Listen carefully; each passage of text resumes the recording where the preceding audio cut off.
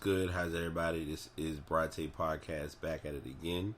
Been a little quiet, been a little bit away, but y'all know when I come in, I bring the vengeance, I bring the noise, I bring the pain. So, without any further ado, we're just gonna go ahead and jump right into it. A lot of topics to share. Want to not leave anything behind. Want to make sure I get everything that's put out there discussed and addressed, because I know sometimes when we do things like this, it can be a few stories can kind of get lost in the trenches. So I'm gonna go ahead and jump into it. Fantasy, first things first. Fantasy league, I did a great job failing. I let everybody down. The truth of the matter is, I honestly was a little slackish on my entries, as well as starters and sitters and stuff like that. So I'm taking full responsibility for that. I did get some players added, looking to have a trade proposed to me. I need to look at the trade, who's involved, see if it's a beneficial trade, things of that sort. I mean, I'm last place, so kind of now I'm just there because I'm happy to be there. So doing what I can, making it all work out and let it just come together. So I want to at least give y'all that update. Now for my picks, and normally I have pen and paper ready, or I usually have my actual sheet. Don't have my sheet today. Apologies on that, because I had to kind of improv a little bit. This week I will be literally picking on blind faith, because I kind of have a little bit of my I guess you can call it my research and development on teams and on who's playing and how it's gonna look. So I'm just gonna pick these out and let them all work out and let it be what it is. First matchup tonight, since I am not watching the game yet. Falcons and Bucks going to take, and looks, it's kind of interesting because I picked a source that I normally wouldn't pick, and it's showing like who everyone else is picking, like the experts. And what I wish I could do, which I probably can't, well, actually, you know what, I can. I think I'm gonna do it. Hold on, because I'm real particular about stuff like this. I don't want to know what anybody else chose. I just want to be known who I'm going for. So first game, Falcons, Buccaneers, won Falcons. Jets, Dolphins, gonna pick Dolphins. Come on, y'all gotta let me down. Y'all gotta give me some hope somewhere along the line. Eagles, Giants, should be Eagles. Coming off of that loss against Dallas, they should wake up. Lions, Vikings, 2 losses has me a little concerned. So I'm going to pick the Lions, and I'm just going to stand behind it. Cowboys and Browns, unless some crazy scenario happens, I'm going Cowboys. Jags and Chiefs, should be a shoo-in for the Chiefs, even if Smith doesn't play. Shouldn't be a problem. Steelers, Ravens, going to go Steelers despite them playing in Baltimore. Carolina and St. Louis, interesting matchup, but I'm going against the grain, and I see it's only one who's against this option, but I'm going Carolina. New Orleans and San Fran. I'll go ahead and make my bold prediction and pick the 49ers. Colts and Packers, unless something crazy happens, should be Packers, and it's in Green Bay. Tennessee and the Lightning Bolts. Chargers should be pretty good in that matchup. And the Sunday night game, Denver and Oakland, going to go a surprise pick and pick Denver. And the Monday night game, unless something crazy or outrageously extreme happens, I'm going to go ahead and pick Seattle. So those are my picks for this week. Your thoughts, if you agree, disagree, think I'm just picking crazy like I always do. It's just something that I do, and it kind of just happens the way it does, so it is what it is. But I want to go ahead and get those in before I forgot, and yeah. So I got a different spin on this a little bit, because I've sit and looked at, do I want to break down these stories involving the players? Do I want to look at the rivalries? I'm going to save the rivalries for last for the sports section, and then I'll jump into my next topic from there. So, Josh Brown, who was the former kicker for the Giants. I don't know if anybody knows or has been made aware. He was involved in a domestic dispute involving his wife, now ex-wife. It kind of came to surface, and because of that, the league has been kind of indifferent as to what to do or how to handle it. But they're kind of being put in the position of, I mean, it's here, so you got to face it. And now they've kind of had to be forced to look at it and just kind of accept it for what it is. And yeah, it's been a joy. So I think it's a tough thing when you put a team in a place where they have to answer questions about something that you don't have much information about. And then it's even worse because it's just bad timing. But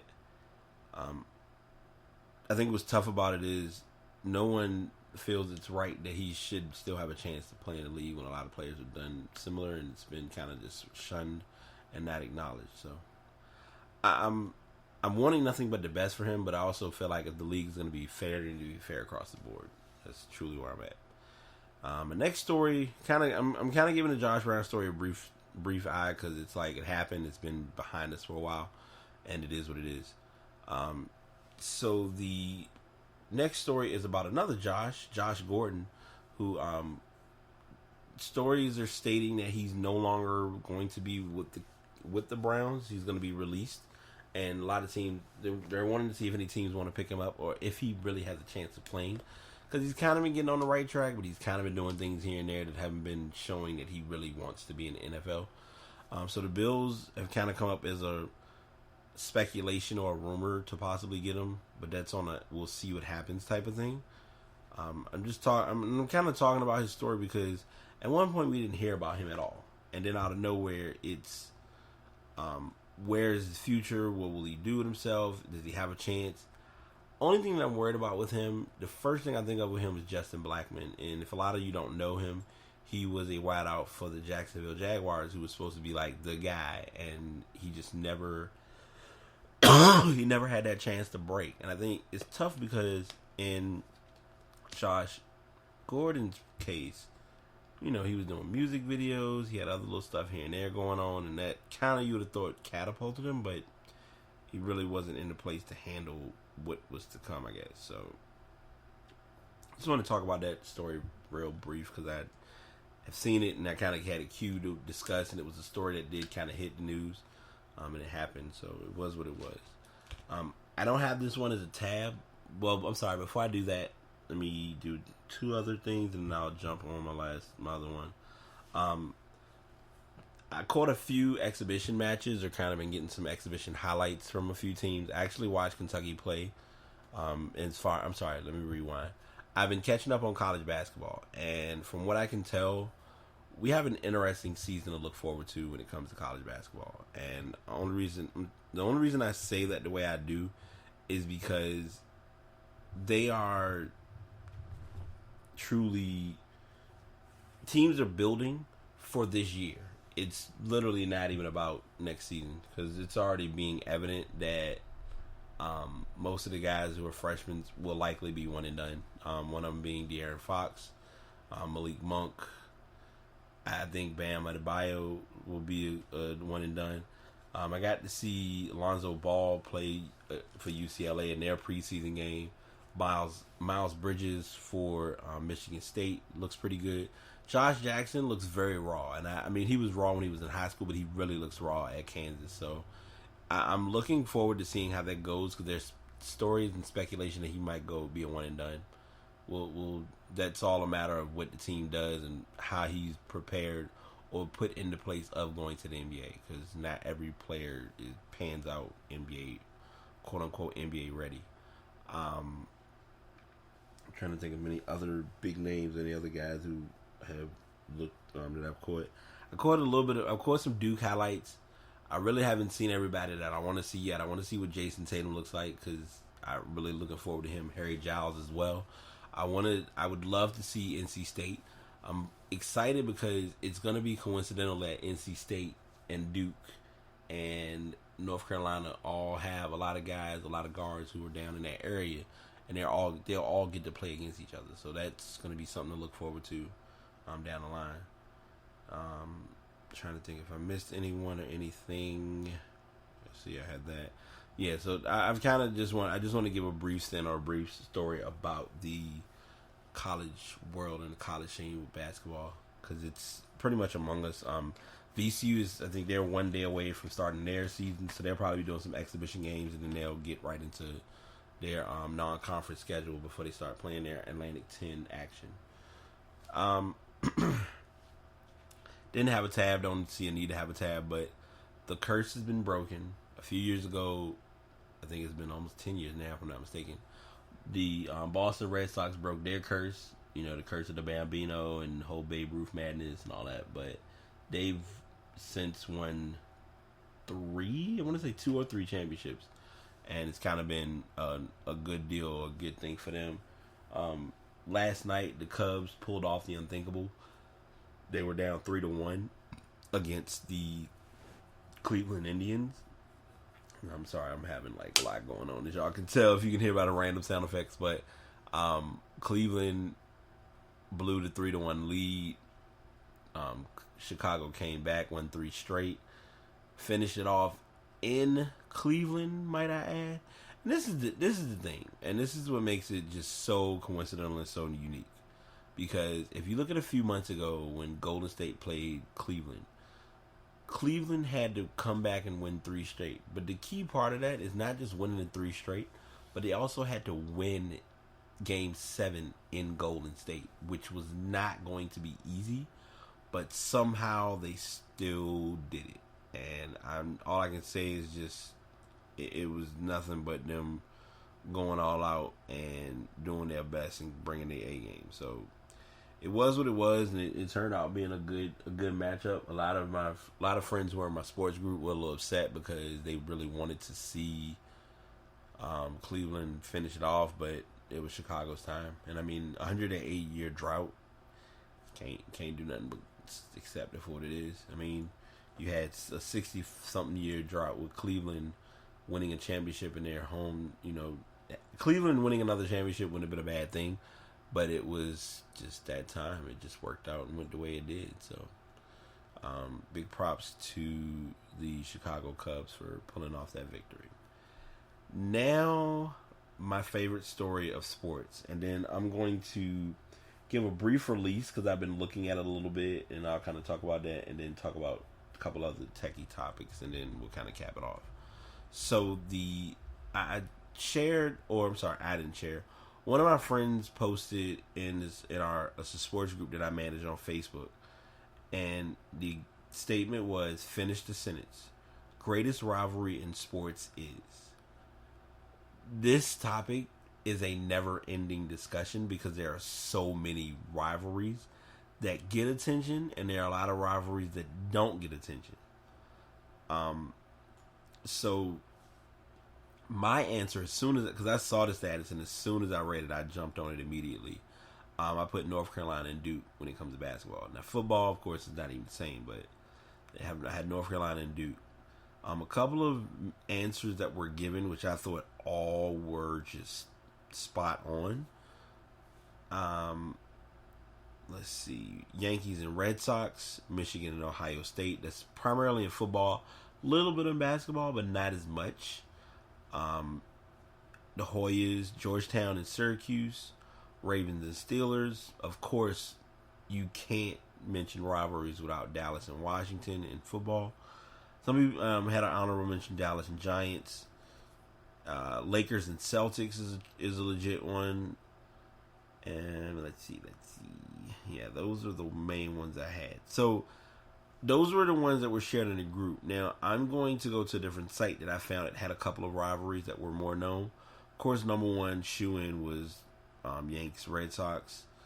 2 is Real Madrid and Barcelona. Whenever they play, that's a one-time game, and usually when it comes on, it gets a lot of attention. Of course, Michigan, Ohio State was already said. Indian versus Pakistan, that's cricket. I'm not even going to try. Celtics, Lakers were mentioned. Duke versus Carolina was mentioned. Auburn and Alabama is a definite under the radar because that's a true battle in Alabama that a lot of people take don't take lightly. Liverpool and Man U, soccer based. Of course, I'm going to be my soccer guy and trick it up and saying Liverpool and Chelsea, whenever they play, it's kind of a big deal. Packers and Bears is another one. In football, if you want to go hockey, Bruins and Canadians. Tennis, yes. Roger Federer and Rafael Nadal. Peyton and Tom Brady always. Colts versus Patriots. Now, this kind of was the case when Manning was there, but it kind of changed. Because literally it was the Manning and Brady Bowl. Manning versus Brady Bowl was the setup for a while. Seahawks and 49ers is a pretty good one. But it's a lot of rivalries that you'd be surprised get quite the fair amount of attention. Of course, college basketball, Kentucky, Louisville. Back in the day, Russell Chamberlain, can't forget that one. Of course, Battle of the Chicago's, White Sox and Cubs. Back in the day, for a while, it was Bulls against the Knicks. I would say Knicks against the Heat. If you really keep up with hoops a little bit. Let's see. They said Bulls versus Lakers, but I wouldn't really see that one. Yankees and Mets, of course, across New York, the rivals. NBA, you can kind of do the whole Brooklyn and Knicks, Brooklyn Nets and New York Knicks. It's there, but it's not there, if that's a good way to say it. It has its peak points, but it doesn't get as much attention, so kind of claim that one for what it is. But I've named a few rivalries. I want to hear from you all, like, what are some rivalries that stand out to you in sports? If you have any other than the ones that I've mentioned, please share them. If you are listening or listening to this recording and checking it out, I'd love to get some feedback on that one. So I wanted to share that story because it was kind of a little bit of a big deal to me, and it was a little random and something a little different. So just wanted to do that. Now I'm going to try to condense this podcast as best as I can with what I'm going to talk about. Next, I'm almost tempted to do. Okay, before I do that, let me do this. I'm going to go ahead and talk about my other story first because I want to save this because I feel like this portion might take up a good amount of time in the podcast. And you'll see why when I discuss it or when I address it. If you're looking at everything, you're like, okay, what's left and what's he going to talk about? So, first story, November 11th, Veterans Day, oddly enough. Nintendo is bringing out the NES Classic Edition. So, I'm a little ahead with this one, but I wanted to share it early, and you'll see why in a moment. So it was talked about in the summer, if not sooner, that Nintendo was going to be bringing a retro, giving the gamers their retro feel back, I guess is the best way for me to say it. They are taking the original Nintendo system, making it smaller, more portable, adding 2 ports on it that are similar to the ports that are on the Wiimotes for the Wii U and the original Wii. And you can hook up retro Nintendo controllers. And on this system, it has the option or the ability to play 30 games. Inside the kit, you get the classic system. It has 1 controller, an HDMI, AC adapter, and it has 30 games pre-installed. Now, before I continue, I'm impressed and I'm intrigued, but I'm upset. And I'm upset only because there was one game that I would have wished they had, but it doesn't have. And I think it's because I'm just that biased and I'm just that backwards that I feel like it should have been included. They left Tetris off. Now, some people may look at that and look at me and say, well, Brian, that's very petty for you to look at it that way. But in my defense, I don't see why I wouldn't get Tetris as one of the games.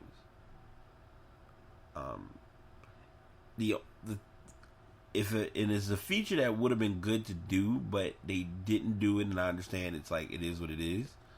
But if they had added like an actual like Wi-Fi based to get, pull games from Nintendo Shop. Things like that, I think you can always go that next level. I like the feature that they're adding where you can change the aspect ratio so you can give it the look of the classic system from the original, when you played it on the CRT television, or if you want to play it in high definition, or if you want to play it in the box, what I call the box view. All of those options are there and available. Now, one defense, and somebody just put this as a review, so it's a win-win in a sense, because it's, for the 30 games that you're getting, give or take price-wise, you're looking at about $150. So I'm with that, and I'm all for it. I just think they left themselves a little short on the games that were available. Let me see. I'm checking one thing, and I'm probably going to assume it's a no. Another example. Contra. You should have had Contra. But, I get it. If you want games like that, that's where you buy an actual Nintendo and you go and play them. But they do give you, on the other side of it, you get Mario 1. You get Super Mario Brothers 1. Super Mario Brothers 2. Super Mario Brothers 2. Super Mario Brothers 3. You actually get Mario Brothers, which a lot of people didn't know about or never even played. You get the classic Galaga, Ghosts and Goblins, Tecmo Bowl. Is games that are there, but then it's those other games that you're like, oh man, that would have been good if they, added these games. Like, I have a feeling what they're going to do, and I can't forecast this for them, but it would be a good idea, is to take that 30, push it to 50, and give like the legit 50 games that a lot of, and make those 20 like user options that people would like on it. I can state from a blind perspective, there will be a vast majority of people who are going to want to have Tetris on there. The thing that I like, and I'm also sharing this story for a reason, because it's going to be interesting when it actually gets its proper credit and its proper attention and is out there for streaming, where you'll see a lot of gamers who play on Twitch start pushing these games, because I think these games will give you the viewers, or give you the viewership to get going. I know for me, I've randomly gone online and played like retro Nintendo or whatever the case may be, and I love it. So it's only your preference, and all of, if it's your thing or something you prefer to do. So I'm leaving that story, and I'm going to try to cap off with a good ending to this podcast. And the only reason I'm defining it as a good ending is because it just would be the only way, or the simplest way to do so. There was a new Apple that was released. Apple did their keynote this weekend. I'm sorry, not this weekend, last week. And I won't get into the other updates and enhancements. The main one that I want to talk about was the MacBook Pro. And what I will be doing is I'm going to talk about the MacBook Pro, but I'm going to talk about the MacBook Pro with the Touch Bar. So there was a new Mac that was introduced, and they've decided, as far as your function keys, they're gone. A lot of people are going to like it. A lot of people aren't going to be too fond of it. So what they've done is, because the Mac has been out for 25 years, it's kind of a new thing where they're taking the touch bar that's at the top of your keyboard, and it's going to be an interactive touchscreen that will kind of remove the function keys, which will give you more options and opportunities to use it for other things, such as you can make emojis on it. You can manage, like if you're working on any Final Cut Pro information or doing any video editing, you can do it all with this touch bar. Now, the next thing that they bring up is the thing that I'm going to talk about. That's probably why I really wanted to share this podcast, or why I really wanted to go about talking about this story. They're bringing something that Windows has already had, that their Apple devices have already had, and now they're just bringing it to the MacBook, and that is Touch ID.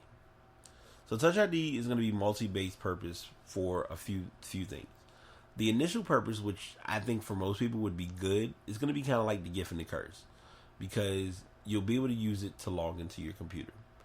It's a gift because now you don't have to remember your password, but it's a curse because if your fingerprint happened to be one of those, if it happened to have one of those moments of those days where it doesn't pick up like it's supposed to, then you can't sign in if you don't know your actual password. So you could be screwed there. So that's just something I'm thinking about, or something that kind of crossed my mind. But they've added the chip to the Touch ID also. If it's from your main account that you have linked on Apple TV, on iTunes or whatever the case may be, now you can just do your Touch ID, boom, you paid for your item. And it's a lot more convenient in that regard. Need to see this Mac in person, so I guess if my sister is listening, we may have to make an Apple Store run one day. And I think if I look at it, get the touch and feel of it, and see what it's all about, I can kind of give a better overview of whether it's a go or whether it's a no-no. And that's where I'm at. Professional applications get updates, so they're going to have more updates regarding how to use the touch bar. They've pushed it. They're more so pushing it towards things such as Photoshop, DJ Pro. They're possibly going to blend it in with Microsoft Office. So that means you'll probably have to get later versions or newer versions of those programs, which, it's almost like we'll have to see how it goes when we get down that that road. Now they have they're doing the 5K displays, so you can get a better viewing. Apple sidelines the MacBook Air. So they also presented the MacBook Air as well, because that was so everything I've discussed now is the MacBook Pro. The Pro is basically going to be with your Touch ID, Touch Bar, no function keys. And then if you need those function keys, and if you really are trying to get what you want, they're going to be giving you the 13-inch MacBook Air. Now, one thing I want to say about this before I continue, and this is, if it's anything that I like about the new Macs that they aren't mentioning, but it's kind of my perk. I have a MacBook Pro. I have an older MacBook Pro, but I like the fact that the touchpad is a little larger, because it gives you more space to kind of work with when you're using and surfing and doing stuff like that. So that's a big deal, and that's kind of okay for me. Apple TV introduced the TV app, so that got a lot of attention as well. They did give you the let's see. So now here's what so I'm going to talk about this because this is important, and this probably is going to be my emotional tear. And I'm going to read this I'm on the Verge website. It says, along with the new products comes the death of certain features. RIP function keys, potentially. MagSafe, if you don't know, or anyone who doesn't have a Mac, basically when you charge your laptop, it makes it so pretty much when you want to charge it, you just take you literally take your cord that you're going to use to charge. When you put it near that area, it literally just pops right in. It plugs in with you probably hear it in a second. Hold on. Yeah, it's very easy to use, and I mean, it fits it like it's meant to fit it. So I like it. There's no SD card slot, so you gotta say goodbye to that. A lot of people don't use SD card slots anyway, but those are a few features that you're gonna be sacrificing. We might miss you after we stop staring at our new touch bar. So I wanted to give my views and my thoughts about that. And I mean, a lot of people may not be fond of what I have to say about it. I'm not going to sit and say that Apple made a bad move doing this. That's not where I'm at. That's not how I feel. But I also feel like it's a new approach, because what they're doing now is Apple is introducing new things that they feel are going to work for their consumers. So a lot of the consumers are going to like a lot of things. A lot of consumers are going to be in their feelings about a lot of things. For instance, I was in training today, and someone mentioned about how they don't like the new iPhone because it doesn't have the headphone jack. So a lot of people are like, oh, I don't have a headphone jack, I can't function. And you mean to tell me all I got is this one port? I got to plug in my phone, or I can plug in my headset that comes with the phone, or use Bluetooth. And when they were talking about the prices of the earpods or AirPods or whatever they're called, the price that they gave is not the price that they cost. And also, because of this feature, a lot of third-party companies such as JBL, Beats by Dre, Bose, Skull Candy, all of these companies are coming out winning only because now they can say, hey, we have wired headsets for those who have wired devices. But for all of you Apple fans, all you folks who use your Apple devices 24/7, here's a Bluetooth headset. So it's a win on that end. But I just wanted to at least touch base and talk about that because I knew it came out, it saw, it conquered, but I didn't really give it any feedback, so I wanted to at least talk about it. And this is a random thing, and I saw this in an article, and I'm going to share this with you all. If anyone has an iPhone 7, I'm not sure if this applies with the 7 Plus, but with the iPhone 7, there have been problems with using the home button with the haptic feedback, where it's kind of giving itself a hard time and not working like it's supposed to. Well, Apple has fixed that on a lot of devices by now having an actual home button show up on your phone, and you just would touch that. So you're getting the alternative, but you just want to, in the event that you may have a problem with the home button, if you see that, if you give it time, if the update is on your phone, try that and you should be good to go. But I just want to give that little techie tidbit as well. So that's what I have, and I'm enjoying what I do. So I'm going to go ahead and end the podcast here. As always, social plugs. If you're not following already, brytaypodcast, posting every week. Content information for days. I sat back on y'all, but I'm coming back because I got some sports stuff I really want to talk about next week. I'm going to see how they're doing so far because just to kind of throw a blind plug in, the Oklahoma City Thunder are 4-0, and they play tonight. So I'm going to leave that game, see what happens if Golden State can pull off the cheat code and win. We might have a different story, but otherwise, we're just going to let it be what it is. But yeah, Brytay Podcast on Facebook, Twitter, Instagram, and on Spreaker, where my podcasts are posted. As always, be good, be blessed, stay positive, do the right thing, don't get involved with the ignorance. Simpson and Derps are going to be who they are. All you can do is be you and focus on you. Until next time, I'm out. Peace.